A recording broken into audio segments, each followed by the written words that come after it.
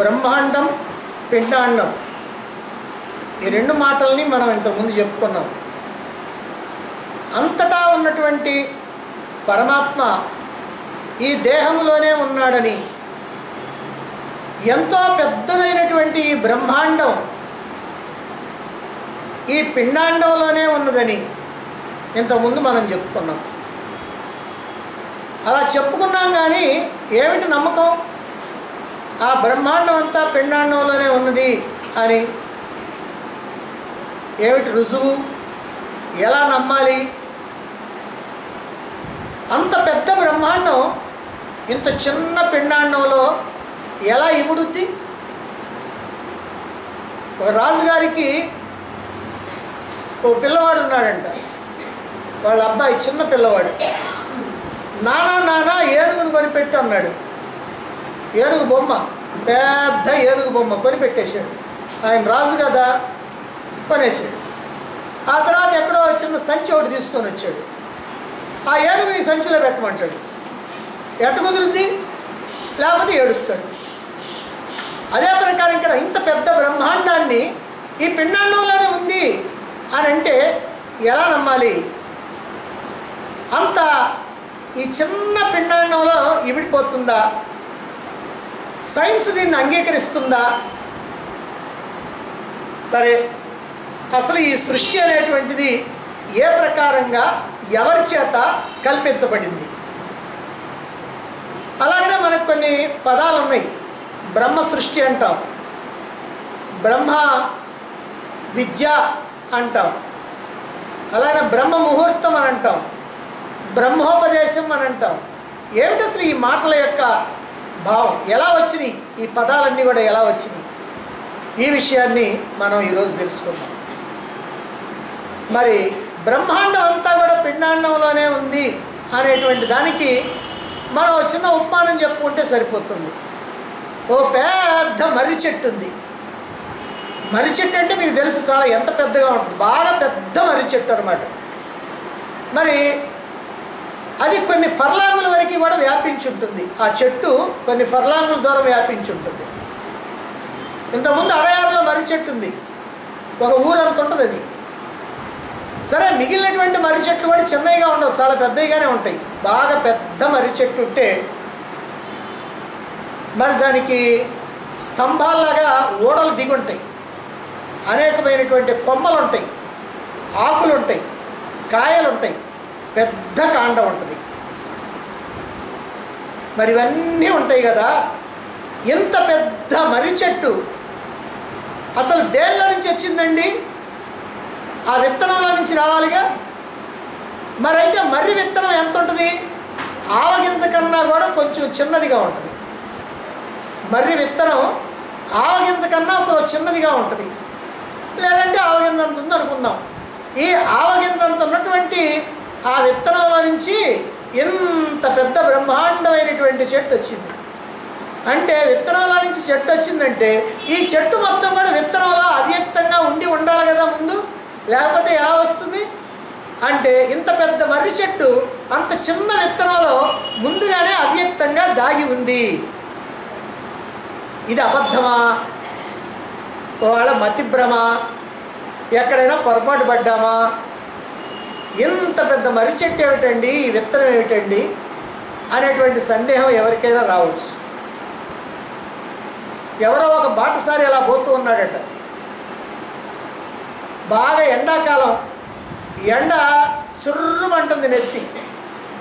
సరే పాపం పోతూ పోతూ పోతూ బాగా ఎండగా ఉండేటప్పటికి ఎక్కడో ఒక చోట కాసేపు విశ్రాంతి తీసుకోవాలనుకుంటే పెద్ద మర్రి చెట్టు ఉంటే దాని కింద పడుకున్నాడు.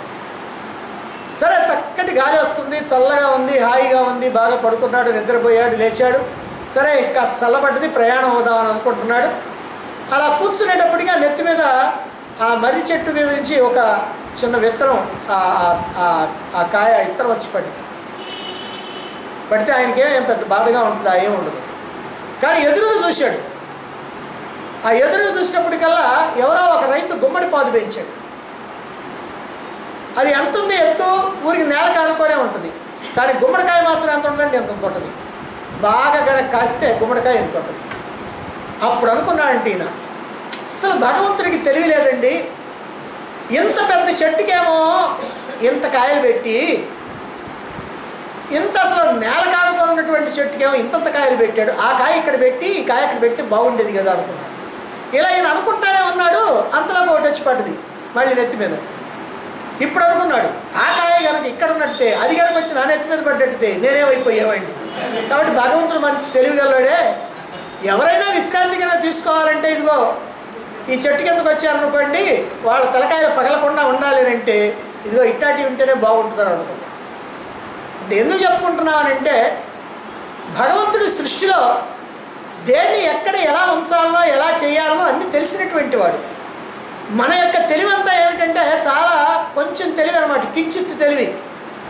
ఈ కించిత్ తెలివితోటి అంతా నాకే తెలుసు అనుకొని ఈ సృష్టి మొత్తాన్ని కూడా నాకు గనక ఇచ్చినట్టు నేను ఈ సృష్టి చేసేవాడిని అని కనుక అంటే ఎలా ఉంటుంది? అది అజ్ఞానం.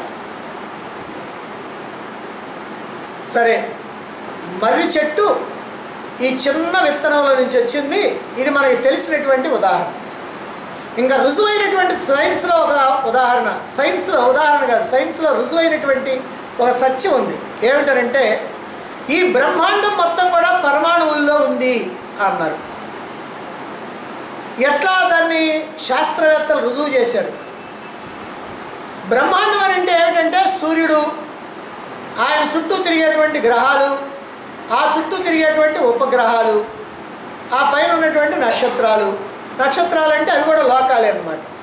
ఇట్లా ఎంతో పెద్ద బ్రహ్మాండం ఉంది. ఈ మొత్తం కూడా ఓ చిన్న పరమాణువులో ఉంది. అణువులో కాదు, పరమాణువులు. అంటే ఇక విడగొట్టడానికి వీల్లేని దాన్ని పరమాణువు అని అంటారు. మనం కనుక ఓ చిన్న పలుకుని రాతి ముక్కని కనుక ఏదైనా తీసుకొని, మట్టి ముక్కని తీసుకొని పగలగొడతామంటే పగిలి పగిలి పగిలి పగిలి అంతా అయిపోయిన తర్వాత చిన్న పలుకు కనుక మిగిలితే దాన్ని పగలగొడటానికి వీలు కానప్పుడు దాన్ని పరమాణువు అని అంతది.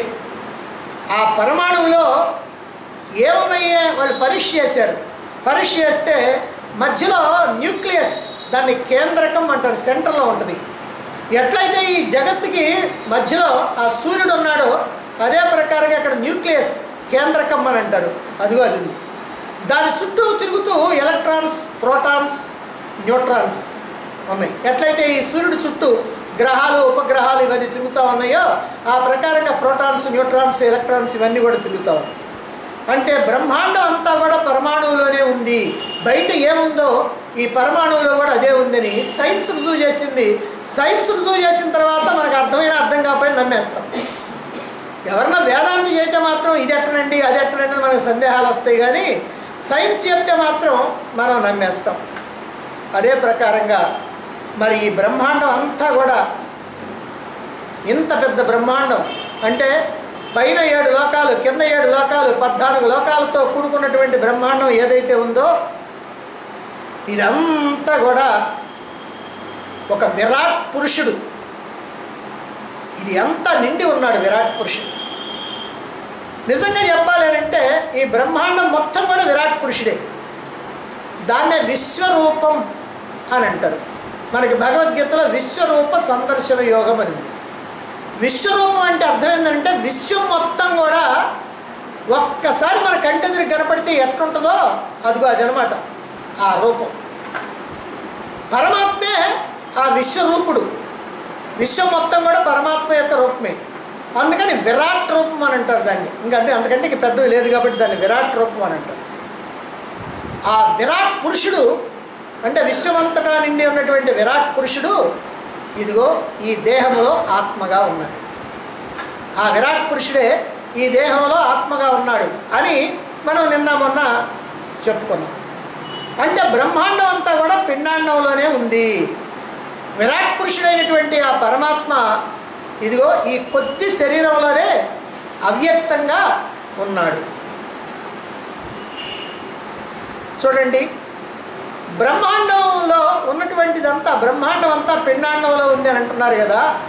ఎలా అనంటే బ్రహ్మాండం అంటే ఏముంది? బ్రహ్మాండంలో పంచభూతాలు ఉన్నాయి.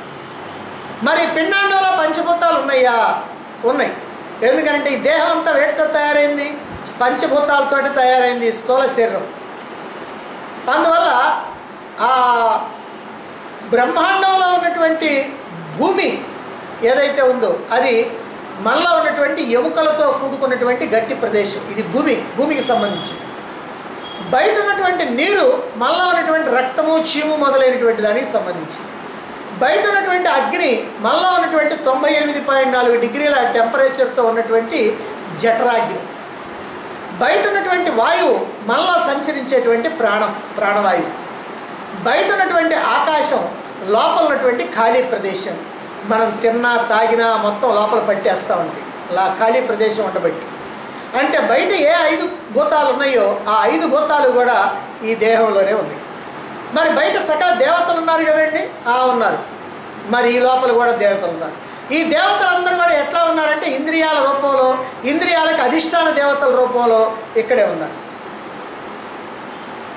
అంటే ఆ బ్రహ్మాండంలో ఏముందో మొత్తం ఇక్కడ ఉంది. ఆ విరాట్ పురుషుణ్ణి, ఆ విశ్వ విరాట్ పురుషుణ్ణి మన దేహంలో, మన అంతరాత్మలు, మన ఆంతర్యంలో, ఈ దేహానికి లోపల మనం తెలుసుకోవటమే మోక్షం. కాబట్టి పరమాత్మని ఎక్కడ తెలుసుకోవాలి? ఇక్కడే తెలుసుకోవాలి. ఈ విషయాన్నే మనం ఇంతకుముందు కూడా చెప్పుకున్నాం. కాబట్టి పరమాత్మని ఇక్కడే వెతకాలి, ఇక్కడే తెలుసుకోవాలి. అలా తెలుసుకోవటమే మోక్షం. అయితే ఇది ఎలా సాధ్యమవుతుందండి? సాధన ద్వారా మాత్రమే సాధ్యమవుతుంది. సాధన లేకుండా సాధ్యం కాదు. మరి ఇలాగైనా తెలుసుకుంటే, అంటే బయట ఉన్నటువంటి బ్రహ్మాండం లోపల ఉందని, బయట ఉన్నటువంటి పరమాత్మ లోపలే ఉన్నాడని, విశ్వ విరాట్ పురుషుడు ఈ లోపల సూక్ష్మాతి సూక్ష్మమైనటువంటి రూపంలో ఉన్నాడని మనం కనుక తెలుసుకుంటే, మరి ఇది మనం నమ్మగలమా? తేడా ఉంది కదండి. అది పెద్దది, ఇది చిన్నది. బ్రహ్మాండం పెద్దది, పిండాండం చిన్నది. పరమాత్మ చాలా పెద్దవాడు, ఇక్కడ ఉన్నటువంటి ఆత్మ సూక్ష్మాతి సూక్ష్మమైంది. మరి చిన్న పెద్ద ఉన్నది కదా, మరి తేడాలు ఉన్నాయి కదా అండి అని అంటే, ఈ తేడాలన్నీ కూడా నిజంగా లేవు. ఎందుకని? నువ్వు మైక్రోస్కోప్లో ఒక చిన్న వస్తువుని కనుక చూస్తే, నీ కంటికి కనపడినటువంటి వస్తువుని మైక్రోస్కోప్లో చూస్తే చాలా పెద్దదిగా కనపడుద్ది. టెలిస్కోప్లో దూరాలు ఉన్నటువంటి వస్తువు, ఆ పైన ఉన్నటువంటి నక్షత్రాలు, చంద్రుడో, సూర్యుడో ఇట్లాంటి వాటిని కనుక చూస్తే దగ్గరలో కనపడతాం. చిన్న వస్తువులు పెద్దగా, దూరపు వస్తువులు దగ్గరగా మనకి మైక్రోస్కోప్లో, టెలిస్కోప్లో కనపడతా ఉంటాయి. అంటే ఈ పెద్ద చిన్న భేదాలన్నీ కూడా ఈ స్కోపుల వల్లనే, ఈ లెన్స్ వల్లనే, ఈ అద్దాల వల్లనే. మైక్రోస్కోప్కి అద్దం ఉంది, టెలిస్కోప్కి అద్దం ఉంది. ఆ అద్దంలో ఉన్నటువంటి ఆ భేదం కారణంగానే అదిగో అలా మనకి కనపడతా ఉంది. అలాగే ఈ బ్రహ్మాండము, పిండాండము కూడా సైజుల్లో తేడా ఉంది కదండి. మరి దీనికి కారణం ఏమిటంటే, దీనికి కారణం కూడా అద్దాలే. ఏమిటంటే మాయ అనేటువంటి అద్దం, మాయ అనేటువంటి లెన్స్ ఒకటి ఉండటం వల్ల మనకి ఈ పెద్దది చిన్నది తేడాలు ఉన్నాయి అని మనకి అనిపిస్తూ ఉంది. కానీ లేకపోతే నిజంగా ఇక్కడ తేడాలంటూ ఏమీ లేవు, అంతా ఒక్కటి. ఎవరైతే ఈ మాయను అధిగమిస్తారో, ఆ మాయను అధిగమించినటువంటి వాడు దూరాన ఉన్నటువంటి వాటిని దగ్గరగా చూడగలుగుతాడు, దూరాన ఉన్నటువంటి శబ్దాలని దగ్గరగా వినగలుగుతాడు. ఇలా అన్ని కూడా రకాలైనటువంటి శక్తులు వస్తాయి. వీటినే సిద్ధులు అన్నారు. వీటిలో అష్టసిద్ధులు అని 8 రకాలైనటువంటి సిద్ధులు కూడా ఉన్నాయి. చిన్నవి పెద్దయిగా, పెద్దవి చిన్నవిగా, బరువైనవి తేలికైనటువంటి బరువుగా, ఎక్కడో ఉన్నటువంటివి ఇక్కడ వినపడతాం. ఇట్లా రకరకాలైనటువంటి సిద్ధులు అనేటువంటివి ఉన్నాయన్నమాట. ఇది పొందినటువంటి యోగి అంటే ఎవరైతే ఈ లెన్స్, ఈ మాయా అనేటువంటి దాన్ని దాటాడో అటువంటి యోగి తనకి తాను ఎలా కనిపిస్తాడు అంటే, ఇప్పుడు మనం ఏమనుకుంటున్నాం, నీ గురించి నువ్వు తెలుసుకోవాలంటే నీ దేహాన్ని గురించి, నీ మనసును గురించి తెలుసు, అంతే కదా. నేను ఇలాంటి వాడిని, అలాంటి వాడిని, లేదా నేను ఇంత లావుగా ఉన్నాను, సన్నంగా ఉన్నాను, పొట్టిగా ఉన్నాను, పొడుగ్గా ఉన్నాను, అందంగా ఉన్నాను, అవికారంగా ఉన్నాను అని ఇవే కానీ ఇంకంతకంటే ఏం లేదు కదా. అయితే ఎవరైతే ఈ తేడాలన్నీ లేకుండా ఉండేటట్టుగా తెలుసుకోగలిగి ఈ మాయని అధిగమించినటువంటి యోగి అయినటువంటి వాడు ఎలా ఉంటాడయ్యా, ఎలా తనను తాను తెలుసుకుంటాడు అని అంటే, ఒక మహాసముద్రంలాగా తనను తాను భావించుకుంటాడు. మనం ఎట్లా భావించుకుంటున్నామో చెప్పుకున్నాం కదా. ఇప్పుడు తనను తాను ఎట్లా భావించుకుంటాడో ఓ మహాసముద్రంలాగా భావించుకుంటాడంట. ఎందుకనంటే అన్ని జీవుల్లో నేనే ఉన్నానని, నాలోనే అన్ని జీవులు ఉన్నాయని. సర్వము నేనే అయినట్టుగా ఆయనకి భావన కలుగుతుంది. సముద్రం కూడా అంతే. సముద్రం ఉందనుకోండి, అన్ని జీవులు దాంట్లోనే ఉంటాయి. అన్ని జీవుల్లో కూడా అది ఉంటుంది. ఎందుకంటే ఆ సముద్రంలో ఉన్నదనుకోండి, వాటిట్లో సముద్రం ఉన్నట్టే, సముద్రంలో అవన్నీ కూడా ఉన్నట్టే. అంతా కూడా తాను తప్ప ఇంకా వేరే ఏమీ లేనట్టే. అదే ప్రకారంగా ఇక్కడ కూడా ఈ జీవుడు, ఈ యోగి భావిస్తూ ఉంటాడు. అటువంటి వాడికి భగవంతుడు వేరుగా కనిపించడు. తానే భగవంతుణ్ణి, తానే ఆత్మని, తానే పరమాత్మని అనేటువంటి విషయం రూఢిగా తెలుస్తుంది, అనుభూతి ఉంటుంది. ఎట్లాగైతే నేను టీచర్నండి, నేను డాక్టర్నండి, నేను యాక్టర్నండి, నేను ఫలానావాడినండి, నేను పురుషుడినండి, నేను స్త్రీనండి అని ఎట్లా అయితే మనకి ఒక అనుభూతి ఉందో ఆ ప్రకారంగా అతనికి కూడా నేను ఆత్మని అనేటువంటి అనుభూతి స్థిరంగా ఉంటుంది. ఎలాగైతే మర్రి చెట్టు నేనే కాండం, నేనే కొమ్మలు, నేనే ఓడలు, నేనే ఆకులు, నేనే కాయలు, నేనే వేళ్ళు, అన్నీ నేనే అని ఎట్లయితే మర్రి చెట్టు అనుకుంటుందో అదేవిధంగా ఈ యోగి కూడా నేనే ఈ అంతా సమస్తమైనటువంటి విశ్వము, నేనే ఈ గ్రహాలు, నేనే ఉపగ్రహాలు, నేనే సూర్యుడు, నేనే చంద్రుడు, నేనే ఆకాశం, నేనే వాయువు, ఇలా అన్నీ కూడా నేనే. ఎందుకని?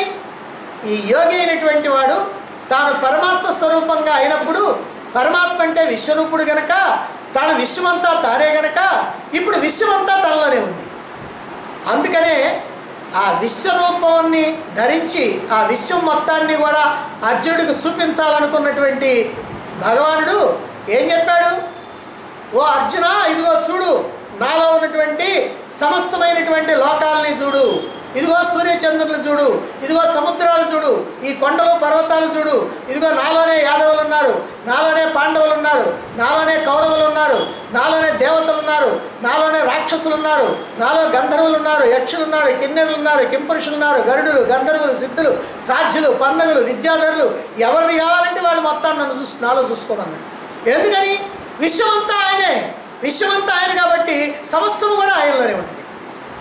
అదిగో ఆ ప్రకారంగా ఆ విశ్వరూపుడైపోతాడు ఈ యోగి అయినటువంటి వాడు.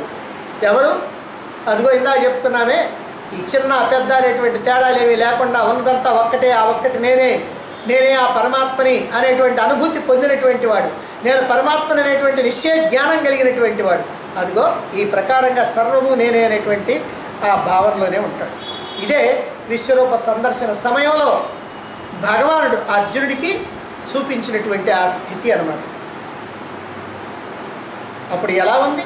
ఆయన శరీరమే బ్రహ్మాండం, సూర్యచంద్రులే ఆయన యొక్క కన్నులు, సముద్రాలు, నదులు ఆయన నుంచి కారుతున్నటువంటి స్వేదం అంటే చెమట, అలాగనే పర్వతాలు ఆయన యొక్క ఎముకలు, ఇక దేవతలు, యక్షరాక్షసులు, కిన్నెర కింపురుషులు, గరుడ గంధర్వులు అందరూ కూడా ఆయనలో కనపడుతున్నారు. కౌరవులు, పాండవులు, యాదవులు అందరూ కూడా ఆయనలోనే కనపడతా ఉన్నారు.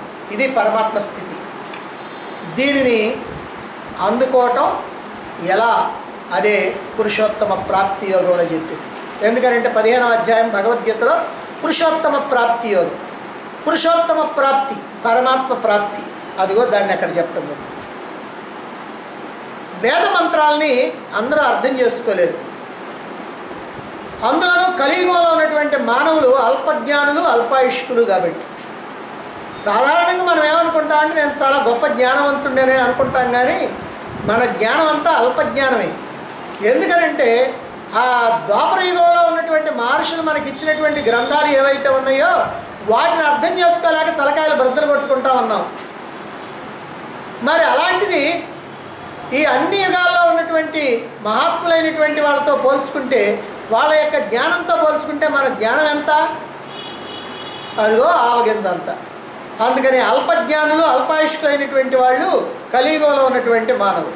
అందుకని వీళ్ళ కోసం అని చెప్పి ఈ సమస్తమైనటువంటి విషయాల్ని తెలియజేయాలని, ఈ సృష్టి ధర్మాల్ని తెలియజేయాలని, ఈ సృష్టి రహస్యాన్ని తెలియజేయాలని, ఈ పరమాత్మ తత్వాన్ని అందజేయాలని, ఈ పరమాత్మ తత్వాన్ని అందుకోవటానికి కావాల్సినటువంటి ఉపాయాలని కూడా చెప్పాలని మనకి అనేకమైనటువంటి గ్రంథాలని అందించినటువంటి వ్యాస మహర్షి శ్రీమద్ భాగవతం అనేటువంటి ఒక అద్భుతమైనటువంటి గ్రంథాన్ని కూడా అందించడం జరిగింది. అందులో సృష్టి క్రమాన్ని గురించి చెప్పారు. ఏమని చెప్పారు ఆ సృష్టి క్రమాన్ని? కల్పాంతంలోనంట, అంటే కల్పం అంతమైపోయినప్పుడు. మళ్ళీ కల్పం అంటే ఏమిటండి? ఏదో కల్పితమా?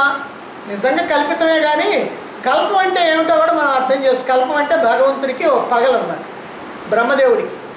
బ్రహ్మదేవుడికి కల్పం అంటే పగలు. అంటే మనకి ఇక్కడ 4 యుగాలు ఉన్నాయి కదా. ఈ 4 యుగాలు, కృతయుగం, త్రేతాయుగం, ద్వాపరయుగం, కలియుగం, ఈ 4 యుగాలు కలిపితే ఒక మహాయుగం అంటారు. ఇలాంటి మహాయుగాలు 71 కనుక అయితే మన్వంతరం అంటారు. ఇలాంటి మన్వంతరాలు 14 కనుక అయితే దాన్ని కల్పం అంటారు. ఆ కల్పమే బ్రహ్మదేవుడికి ఒక పగలు అన్నమాట. ఈ కల్పం అయిపోయేటప్పటికి ఈ లోపల ఉన్నటువంటి సృష్టి మొత్తం కూడా అంతమైపోవాలి. ఎక్కడ సృష్టి అనేది ఉండటానికి వీల్లేదు. అప్పుడు ఏమవుద్దంటే సమస్తమైనటువంటి భూతాలు అని అంటే దయ్యాలు భూతాలని కాదు. భూతాలు అంటే పుట్టినవని అర్థం. అంటే మనుషులు కానీ, జంతువులు కానీ, పశుపక్షాదులు కానీ, క్రిమికీటకాలు కానీ, ఎవరైనా సరే పుట్టినటువంటివన్నీ, వృక్షాలు, పర్వతాలు, అన్ని కొండలు అన్నీ కూడా ఈ మొత్తం కూడా లయమైపోతాయి. ఎక్కడికి పోతాయి? అవ్యక్తంలోకి పోతాయి. అంటే ఇక్కడ ఏమి ఉండవు. మరి జగత్తుని ఎప్పుడైతే సృష్టించదలుచుకున్నాడో పరమాత్మ, అప్పుడు ఆయన బొడ్లో నుంచి ఓ పెద్ద పుష్పం వస్తుంది. అదిగో దాంట్లో బ్రహ్మదేవుడు వస్తాడు. ఆయన్ని సృష్టి చేయవయ్యాలంట. ఎప్పుడు సృష్టి చేయాలి అని అనుకున్నప్పుడు. ఎప్పుడు అనుకుంటాడండి ఆయన సృష్టి చేయాలని? ఒక కల్పం అయిపోయింది కాదు, ఆ కల్పం అయిపోయింది కాదు, మరి దానికి అది పగలనమాట. మళ్ళీ రాత్రి అయిపోవాలి. రాత్రి కనుకైతే దాని ప్రళయం అన్నారు. కాబట్టి కల్పము ప్రళయం 2 కలిపితే బ్రహ్మకు ఒక రోజు అవుతుంది. కాబట్టి బ్రహ్మ ప్రతిరోజు కూడా నిద్ర లేవటమే. ప్రతిరోజు నిద్ర లేచి ఇదిగో ఈ మొత్తం సృష్టిని మళ్ళీ చెయ్యాలి అని అనుకుంటాడు. ఈ ప్రకారంగా సృష్టిని చెయ్యాలి అనుకున్నటువంటి బ్రహ్మదేవుడు ప్రతిరోజు కూడా, అంటే ప్రళయాంతములో, ప్రళయం అయిపోయిన తర్వాత ఒక ముహూర్త కాలం ఈ సృష్టిని నేను ఎట్లా చేయాలని ధ్యానించాడంట. ఒక ముహూర్త కాలం బ్రహ్మదేవుడు, చాలా జాగ్రత్తగా వినండి, బ్రహ్మదేవుడు ఈ సృష్టిని ప్రారంభం చేయాల్సి వచ్చినప్పుడు ఒక ముహూర్త కాలం ఆయన అట్లా ధ్యానించాడు. అట్లా ధ్యానించాడు కాబట్టి ఆయనకి వ్యవహారం అంతా అర్థమైపోయింది. బ్రహ్మదేవుడు ధ్యానించినటువంటి ఆ ముహూర్తమే బ్రహ్మ ముహూర్తం. అది బ్రహ్మ ముహూర్తం అంటే ఏమిటంటే, మనం బ్రహ్మ ముహూర్తంలో లేచి జపతపాదులు, ధ్యానము ఇవన్నీ కూడా చేయాలండి అని అనుకుంటుంటాం కదా. ఏమిటా బ్రహ్మ ముహూర్తం అని అంటే అది అనమాట. అంటే బ్రహ్మ ఒక ముహూర్త కాలం పాటు ధ్యానించాడు.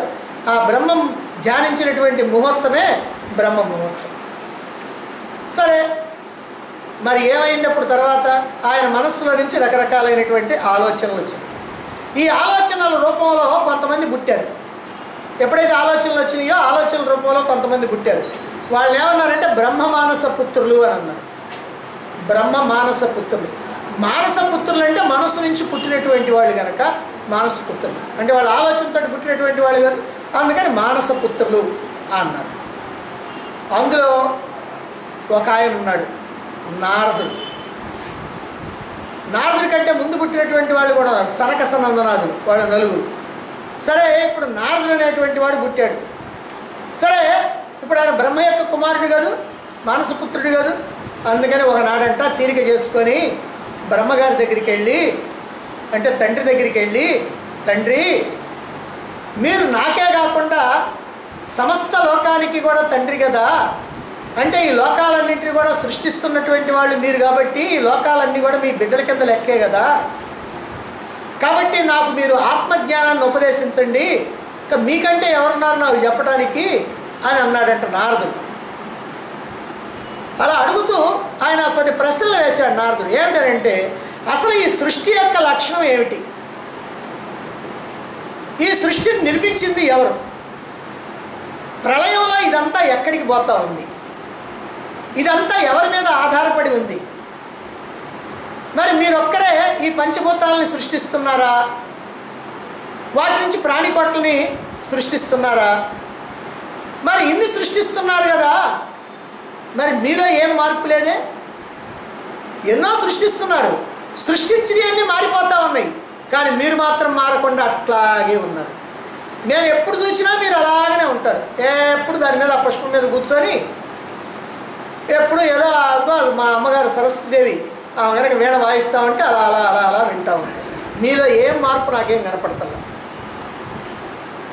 మరి మీరు ధ్యానిస్తున్నారు కదా, అప్పుడప్పుడు కళ్ళు మూసుకొని ఎవరిని గురించి ధ్యానిస్తూ ఉన్నారు? మీకంటే ఎవరైనా గొప్పవాళ్ళు ఉంటే కదా మీరు ధ్యానించేది. మీతో సమానులు మీకంటే తక్కువ వాళ్ళు ఉంటే వాళ్ళ గురించి మీరు ధ్యానించాల్సిన అవసరం లేదు కదా. కాబట్టి ఇదండి, దీనికి సమాధానం చెప్పండి అని అడిగాడు నారదుడు బ్రహ్మదేవుడిని. దీనికి సమాధానంగా బ్రహ్మగారు నారదుడికి చేసినటువంటి ఉపదేశం ఏదైతే ఉందో అదే బ్రహ్మోపదేశం. బ్రహ్మోపదేశం అని అంటే బ్రహ్మ నారదుడికి చేసినటువంటి ఉపదేశమే బ్రహ్మోపదేశం. ఏం ఉపదేశం చేశాడండి బ్రహ్మ? మరి అది కూడా మనం తెలుసుకోవాలిగా. కాబట్టి అది తెలుసుకుందాం. నాయనా, ఓ నారద మహర్షి, నా బుద్ధిలో అంతరాత్మే, నా బుద్ధిలో అంతర్యామిగా ఉండి నన్ను శాసించేటువంటి భగవత్ శక్తి ఏదైతే ఉందో, నాకు ప్రచోదనం ఇస్తున్నటువంటి శక్తి ఏదైతే ఉందో ఆ శక్తి వల్లనే నేను సృష్టి చేస్తా ఉన్నాను. నేను నా అంతటి నేనే సృష్టి చేయటంలా. అంటే నా బుద్ధిలో ఎవరో ఒక దివ్య శక్తి నన్ను ప్రచోదనం చేస్తూ ఉంది, నాకు బాగా ప్రోత్సహిస్తూ ఉంది. అదిగో దానివల్ల నేను ఈ సృష్టి కాస్త చేయగలుగుతున్నాను. అంటే దీన్ని బట్టి మనం ఏమర్థం చేసుకోవాలంటే, మన బుద్ధిని ఎవరైతే ప్రేరేపిస్తారో వాళ్ళే పరమాత్మ. మన బుద్ధిని ప్రేరేపించేటువంటి వాళ్ళే పరమాత్మ. అందుకనే గాయత్రి మంత్రంలో ఏం చెప్తా? ధియో యో న ప్రచోదయాత్. ప్రచోదనం చేయటం. ధియో యో న ప్రచోదయాత్. ధి అని అంటే బుద్ధి. యహ అంటే ఎవరు, నహ అంటే మాకు ప్రచోదనం కలిగిస్తున్నారు. ఎవరైతే మాకు ప్రచోదనం కలిగిస్తున్నారో అని దాని అర్థం.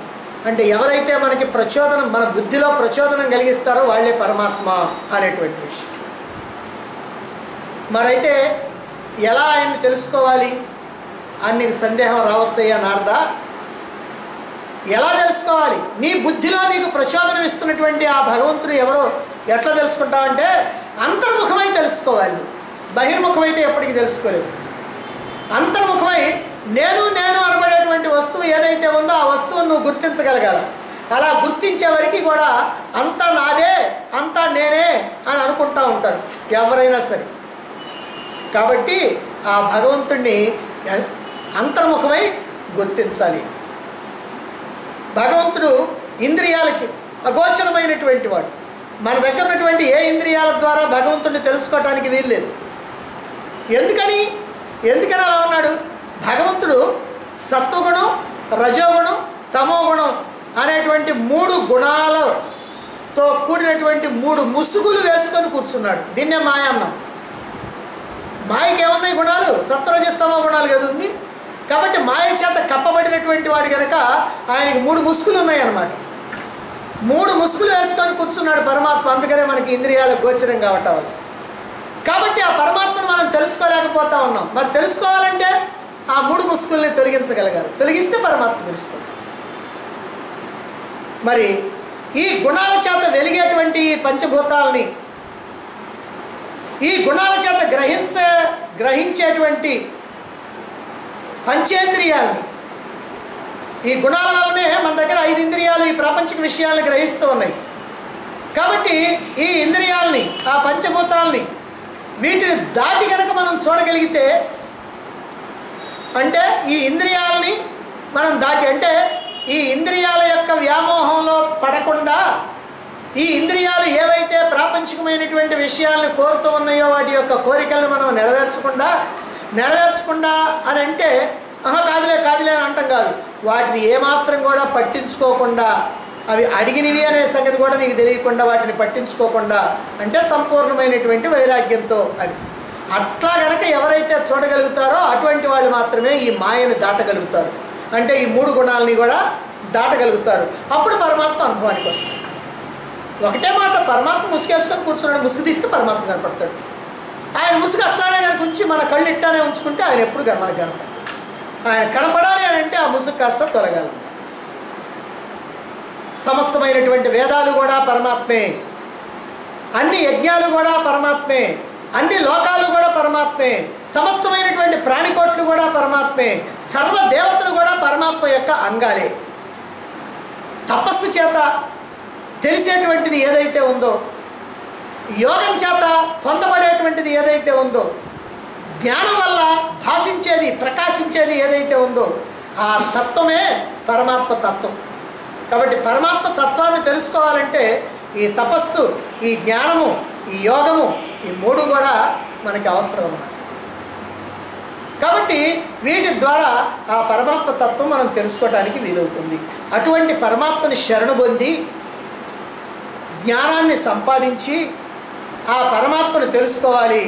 ఈ ప్రపంచానికి, నాకు, నీకు, అందరికీ కూడా ఆయనేనయ్యా ప్రభువు అని ఇక్కడ బ్రహ్మదేవుడు చెబుతున్నాడు. ఇదే బ్రహ్మోపదేశం.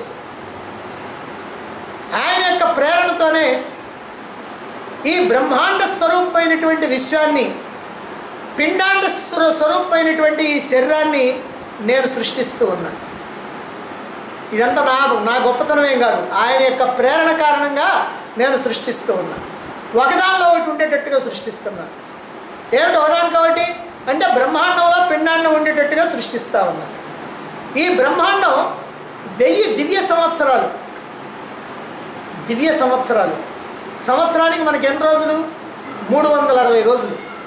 దివ్య సంవత్సరానికి 360 సంవత్సరాలు. కాబట్టి దివ్య వర్షం అని అంటారు. అదిగో అటువంటి దివ్య సంవత్సరాలు ప్రళయ జలంలో ఉండి పెరిగిపోతూ ఉంటుంది. ఈ బ్రహ్మాండం అంతా ప్రళయ జలంలో ఉండి పెరిగిపోతూ ఉంటుంది. 1000 సంవత్సరాలు, 1000 దివ్య సంవత్సరాలు. దానిని చీల్చుకొని విరాట్ పురుషుడు ఉద్భవిస్తాడు. ఆయనకి వేల కొద్ది శిరస్సులు, వేల కొద్ది పాదాలు, చేతులు, కళ్ళు, చెవులు అన్నీ ఉన్నాయి. సహస్రాక్ష, సహస్రపాద్ అని అంటాం కదా. అంటే సహస్ర అంటే 1000 కాదు, వేల కొద్ది అని అర్థం. అన్ని లోకాలు కూడా ఈ విరాట్ పురుషుల్లోనే ఉన్నాయి. అన్ని జీవరాశులు కూడా ఆ విరాట్ పురుషుల్లోనే ఉన్నాయి. భూలోకం, భువర్లోకం, సువర్లోకం, మహర్లోకం, తపోలోకం, జనాలోకం, సత్యలోకం అనేటువంటి 7 లోకాలు కానీ, అతల విత్తల సుత్తల తలాతల రసాతల పాతాళం అనేటువంటి 7 అధోలోకాలు కానీ, ఈ 14 లోకాలు కూడా ఆయనలోనే ఉన్నాయి.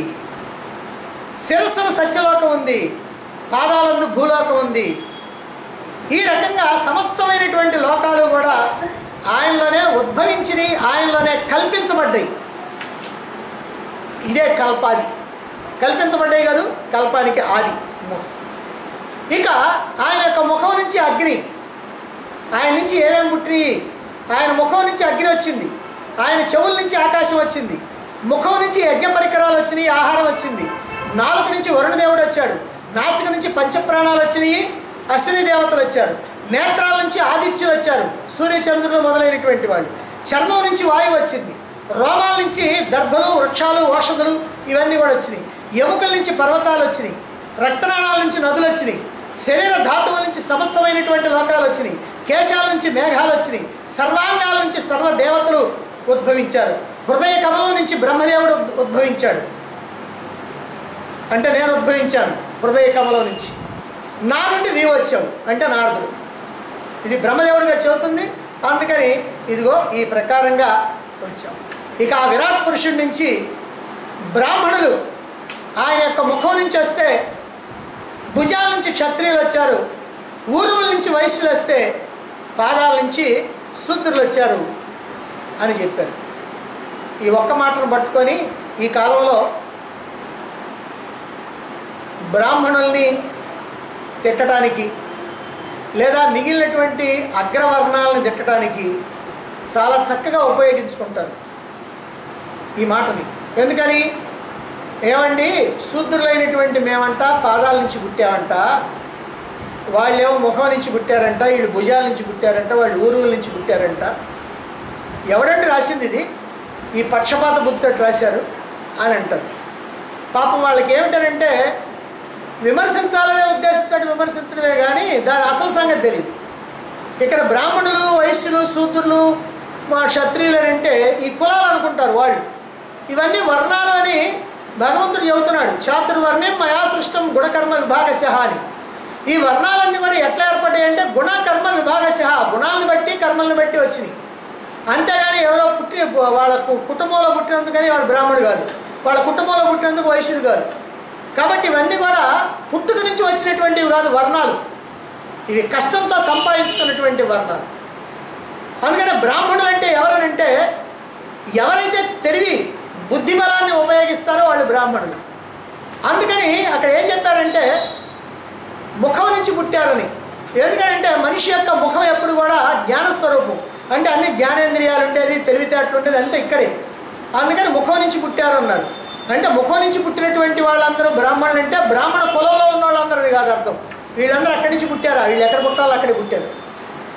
కానీ బ్రాహ్మణులు అంటే అర్థం ఏమిటంటే ఎవరైతే పుట్టిన తర్వాత తమ యొక్క బుద్ధిని బాగా ఉపయోగిస్తారో, వాళ్ళ తెలివితేటలను ఉపయోగిస్తారో, వాళ్ళ దేశాన్ని రక్షించడానికి కానీ, ఇతరులకి ఉపయోగపడటానికి కానీ, ఇతరులను ఉద్ధరించడానికి కానీ ఎలా సహాయపడతారో, వేదాధ్యయనం చేస్తారో, ఈ ప్రకారంగా అన్ని రకాలైనటువంటి తెలివితేటలు, అన్ని గ్రంథాల యొక్క విషయాలు తెలుసుకునేటువంటి వాళ్ళు బ్రాహ్మణులు. అది బ్రాహ్మణ వర్ణం. మరలా క్షత్రియులు ఏమంటే భుజాల నుండి పుట్టారంటే భుజబలం, ఎందుకనంటే క్షత్రియుడికి భుజబలం ఉండాలి, అందుకని వాళ్ళని భుజాల నుండి పుట్టారు అన్నాడు. ఊరువులు అంటే శరీరం మొత్తంలో ఉన్నటువంటి తొడలే ఎప్పుడు కూడా ఎవరికైనా సరే బాగా లావుగా ఉంటాయి. మిగిలినటువంటి అన్ని భాగాల కంటే తొడలే బాగా లావుగా ఉంటాయి. అంటే కండ అంతా అక్కడికి చేరుద్ది అనమాట, కొవ్వు కండ అంతా అక్కడికి చేరుద్ది. అంటే అర్థం ఏంటంటే వాణిజ్యం, వ్యవసాయం, గోపోషణ ఇవన్నీ చేసేటువంటి వాళ్ళ దగ్గరికి బాగా ధనం సమకూరుద్ది. వాళ్ళు ఆ ధనంతో చేయవలసినటువంటి సత్కార్యాలన్నీ చేస్తారు. అలానే శూద్రులు అంటే అన్ని వర్గాల వారికి కావాల్సినటువంటి సమస్తమైనటువంటి సేవల్ని అందించేటువంటి వాళ్ళని, అంటే వస్తువులు తయారు చేసేటువంటి వాళ్ళు, సేవలు అందించేటువంటి వాళ్ళని. ఈ ప్రకారంగా 4 వర్ణాలు ఏర్పడ్డాయి. ఈ వర్ణాలు భారతదేశంలో కాదు, ప్రతి దేశంలో కూడా ఉన్నాయి. ఎందుకని అక్కడ బ్రాహ్మణులు అని అంటే బాగా చదువుకున్నటువంటి వాళ్ళు, తెలివితేటలు కలిగినటువంటి వాళ్ళు ఆ బ్రాహ్మణులు అని అంటారు. అంటే ఆ అధికారంలో ఉండేటువంటి వాళ్ళు. ఇక క్షత్రియులు అంటే పరిపాలక వర్గం, అట్లానే వైశ్యులు అంటే వణిక్ వర్గం, అలానే శూద్రులు అంటే కార్మిక వర్గం. ఇట్లా 4 భాగాలు ఎక్కడైనా ఉంటాయి, ఏ దేశంలోనైనా ఉంటాయి, పేర్లు మాత్రం మార్పుగా ఉంటాయి. అందువల్ల దీన్ని ఏదో మనల్ని నీచంగా చూశారని అనుకోవక్కర్లా. ఏ మనిషి అయినా నిలబడాలంటే పాదాలు లేకపోతే నిలబడతాడా? పాదాల మీదనే నిలబడేది, కాళ్ళు ఉంటేనే ఎక్కడికైనా నడిచిపోయేది. అంటే మొత్తానికి ఆధారమైనటువంటిది పాదాలు. ఆ పాదాల నుంచి పుట్టారు అని అంటే దాన్ని గౌరవంగా భావించాలి, కానీ దాన్ని నీచంగా భావించాల్సినటువంటి అవసరం లేదు. అట్లానే తొడల నుంచి పుట్టారు అంటే దాన్ని కూడా తప్పుగా భావించాల్సినటువంటి అవసరం లేదు. అసలు దేన్ని తప్పుగా భావించాల్సిన పని లేదు, ఇది గొప్ప అని అహంకరించాల్సిన పని లేదు. నీకు ఇచ్చినటువంటి పని ఏమిటో నువ్వు సక్రమంగా చేస్తున్నావా లేదా అనేటువంటిదే మనం ఆలోచించుకోవాల్సినటువంటి అవసరం. ఇక సమస్తమైనటువంటి దేవతలు, దానవులు, యక్ష, కిన్నెర, కింపురుష, గరుడ, గంధర్వ, సిద్ధ, సాధ్య, విద్యాధర, పందగలు వీళ్ళందరూ కూడా అదిగో ఆ పరమాత్మ విరాట్ పురుషుడి నుంచి వచ్చినటువంటి వాళ్ళు. వీళ్ళు కాకుండా అప్సరసలు, భూతగణాలు, మృగాలు, పక్షులు, జలచరాలు, నక్షత్రాలు, గ్రహాలు, రాహుకేతువులు, వృక్షాలు, మెరుపులు, మొత్తం ఇవన్నీ కూడా ఆ పరమాత్మ నుంచి వచ్చినటువంటివి. సమస్తమైనటువంటి ప్రపంచం, సమస్తమైనటువంటి సృష్టి ఆ పరమాత్మ నుంచి వచ్చినటువంటిది. గతించినటువంటి భూతకాలం కానీ, రాబోయేటువంటి భవిష్యత్ కాలం కానీ, ప్రళయాల యొక్క చరిత్ర కానీ అంతా కూడా భగవంతుడిలోనే మనం దర్శించవచ్చు. దీన్ని దశాంగుల న్యాయం అని అంటారు. ఏమిటి దశాంగుల న్యాయం అంటే? ఈ దశాంగుల న్యాయం ఉందంట ఆయనలో. ఏమిటంటే దశాంగుల న్యాయం అంటే భూమి కంటే 10 రెట్లు జలం, జలం కన్నా 10 రెట్లు అగ్ని, అగ్ని కన్నా 10 రెట్లు వాయువు, వాయువు కన్నా 10 రెట్లు ఆకాశం, ఆకాశం కన్నా 10 రెట్లు మహత్తు, మహత్తు కన్నా 10 రెట్లు మూల ప్రకృతి. ఈ మొత్తం కూడా కలిపితే ఆయనలో ఒక్క అంశ, ఆయనలో ఒక్క అంశ. మరి అదిగాక ఏముందండి, ఆయన మళ్ళీ 3 అంశాలు ఉన్నాడు. విష్టభ్యాహమిదం కృష్ణం ఏకాంశాన స్థితో జగత్తు. ఈ సమస్తం కూడా ఒక్క అంశతో నేను ధరించి ఉన్నాను, భరించి ఉన్నాను. ఇంకా 3 భాగాలు ఆయన వేరే ఉన్నాడు అన్నమాట. అది అమృతత్వ స్థితి, ఆ స్థితిలో ఉన్నాడు. ఇక భూలోకం కర్మభూమి. కర్మ చేత పుణ్యం పాపం వస్తూ ఉంటుంది. మనం ఏదైనా కర్మగానే చేసామంటే వస్తే పుణ్యం వస్తుంది, లేకపోతే పాపం వస్తుంది. అంతే, ఇంకా 2గా ఇంకేమైనా 3వది ఏమైనా లేదు. కాబట్టి పుణ్యం వస్తేనేమో స్వర్గలోకానికి వెళ్తారు, పాపం వస్తే నరకానికి వెళ్తారు. తపస్సులు చేసినటువంటి వాళ్ళు తపోలోకానికి వెళ్తారు, జ్ఞానాన్ని పొందినటువంటి వాళ్ళు జ్ఞానలోకానికి వెళ్తారు, బ్రహ్మ సాక్షాత్కారం పొందినటువంటి వాళ్ళు బ్రహ్మలోకానికి వెళ్తారు. పాపం వల్ల నరకం వస్తుంది. ఈ విరాట్ పురుషుణ్ణి ఉపాసించడానికి 3 రకాలైనటువంటి మార్గాలు ఉన్నాయంట. ఏమిటా 3 రకాలైనటువంటి మార్గాలు? అత్యుత్తమమైనటువంటి సాధకులైనటువంటి వాళ్ళు, విరాగులు, సన్యాసులైనటువంటి వాళ్ళు జ్ఞాన మార్గం ద్వారా, అలాగనే ప్రయత్నశీలురైనటువంటి వాళ్ళు భక్తి మార్గం ద్వారా, కోరికలు విడిచిపెట్టలేక గృహస్థులుగా ఉన్నటువంటి వాళ్ళు కర్మ మార్గం ద్వారా. ఈ 3 మార్గాల ద్వారా పరమాత్మని ఉపాసించవచ్చు. ఈ విరాట్ పురుషుడే తనలో ఉన్నటువంటి త్రిగుణాలతో త్రిమూర్తుల్ని సృష్టించాడు. తనలో త్రిగుణాలు ఉన్నాయి కదా, తన ఆయన ఆవరించినటువంటి మాయకు 3 గుణాలు ఉన్నాయి అన్నాను కదా. అందుకని ఆ 3 గుణాలతో ముగ్గురిని సృష్టించాడు. సత్వగుణంతో విష్ణువుని, రజోగుణంతో బ్రహ్మని, తమోగుణంతో ఈశ్వరుణ్ణి, ఇలా ముగ్గురిని సృష్టించాడు. మరి అన్నిటిలో ఉంది కూడా ఆయనే.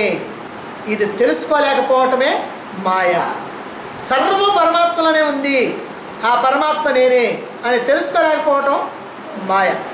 ఈ రహస్యాన్ని తెలిసి అంతటా ఆ పరమాత్మనే దర్శించి భిన్నత్వాన్ని విడిచిపెట్టి ఏకత్వాన్ని ఎవరైతే ఆశ్రయిస్తారో, ఆ ఏకత్వాన్ని ఎవరైతే పొందుతారో అదే మోక్షం, ఇదే అమృతత్వం, ఇదే పురుషోత్తమ ప్రాప్తి, అందరూ చేరుకోవాల్సినటువంటి గమ్యస్థానం అదే అని బ్రహ్మదేవుడు నారదుడికి ఏమైతే చెప్పాడో ఇది బ్రహ్మోపదేశం అని. ఈ ప్రకారంగా మరి నారదుడికి ఏదైతే చెప్పారో అది సమస్తమైనటువంటి మానవులకి కూడా చెప్పినట్లుగా భావించి దాని ద్వారా ప్రయోజనం పొందడానికి మనం ప్రయత్నించాలి.